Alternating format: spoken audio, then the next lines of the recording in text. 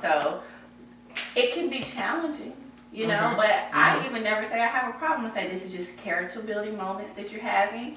So I just kind of just try to redirect, even though, yes, I'm ready to be married. I want to have children, and I really believe, I'm old fashioned. I believe in gender roles. I do. Okay. I believe in man being the lead, and I'm being there to help him. I believe in that. So right now, I agree. you know, millennials, Yes. everybody wants to kind of do their own thing. And we're gonna get into that. I feel like it's kind of power and strength, and just, I don't believe in reinventing the wheel. No. But, you know, that's You just can't. me. You can't make this wheel over. It's round. It's never going to be square, everybody. Okay? No matter what you try to do, forget it. It's not happening. So I'm open-minded to an extent. I know what I'm looking for, and I don't believe in settling in any area of my life. And for instance, oh gosh, I don't know if I want to say this in a podcast, but I have a guy that I'm dating. He wanted to meet my father. Okay.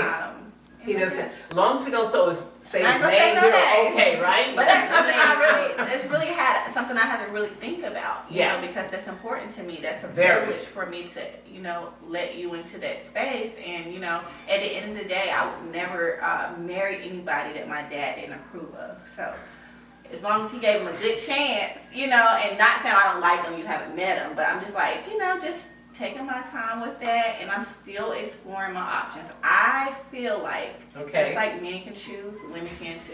I agree. I know exactly what I'm looking for, and I'm not going to settle. You know, I believe that God has the perfect person for me, and so I'm just trusting him until that time. Okay, I'm going to ask you a trick question though. What if you're in love and your father really don't understand him the way you understand him? How would that affect your relationship if you just can't let him go? I wouldn't marry him. I just have that much. I know my dad has my best interest at heart, and I believe in authority. You know, God is the head, and right now, until I have my husband, my father covers me. So I feel like he wouldn't. My dad is just not that type of person to where he's just not going to agree. Like, if he really feels, like, I feel like he would pray about it, he would seek God about it, and I feel like he would give his best. So if my dad said no, it's an absolute no for me. Okay. Now, is that from a Christian standpoint? Because what if he's your soulmate and God told you he's the right one and your father was wrong? What would you do? Well, I believe that, you know, God is not the author of confusion.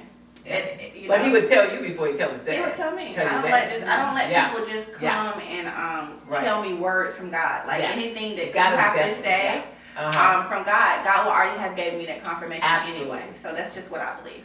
Yeah. Awesome. Thank you so much. Okay, so what are your boxes that have to be checked off? We all got boxes, don't we? So obviously, you know, when I talk about God, obviously he's got to be a Christian. You know, he's got to be a believer. A believer in Jesus Christ. Okay, let me ask you a question. Does it matter? Let me ask you a question. Does it matter if he's Protestant, Lutheran, Baptist, Pentecostal? See, I grew up in a Pentecostal background, and I went to Woman Thou Loose, T.D. Jakes' last one, when he gave everything to his daughter, said, it's your turn to take over now. I'm giving everything to you. My wife and I are going to kind of retire here.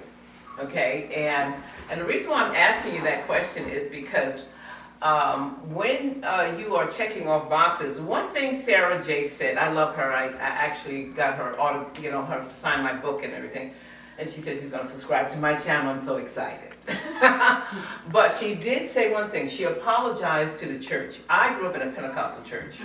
I call it the no can do church, everybody. Okay, Queen is not hiding nothing. It was like, no makeup. Do you have something to cover your shoulders? Are your legs covered? You can't go to movies. You can't. It was the no church. I mean, the no can do church. Okay, they had so many rules. It's ridiculous. Okay, and a lot of these rules are man-made rules. Okay, they have nothing to do with God. That's why everybody has to find God for themselves, you know. And the reason why I say that to you is because Sarah said, I apologize. Even though my father is a pastor, a bishop, I still got pregnant at 14. So, it doesn't matter if you can speak in tongues. It doesn't matter if you know all the rules of religion. You can still end up in a situation like Sarah Jakes. Okay? Absolutely. So that's why I ask you these questions, because we really have to be careful when we are brought up strict, that's the key word I'm gonna say, strict, coming from Pentecostal background myself. And then as we get older and more mature and we start seeking a spiritual base instead of a religious, restricted base, we understand that man's opinions and idea may not be lined up with God.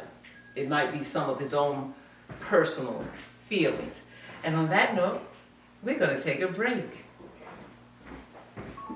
Oh, okay, sorry, we're not gonna take a break. I gotta keep going.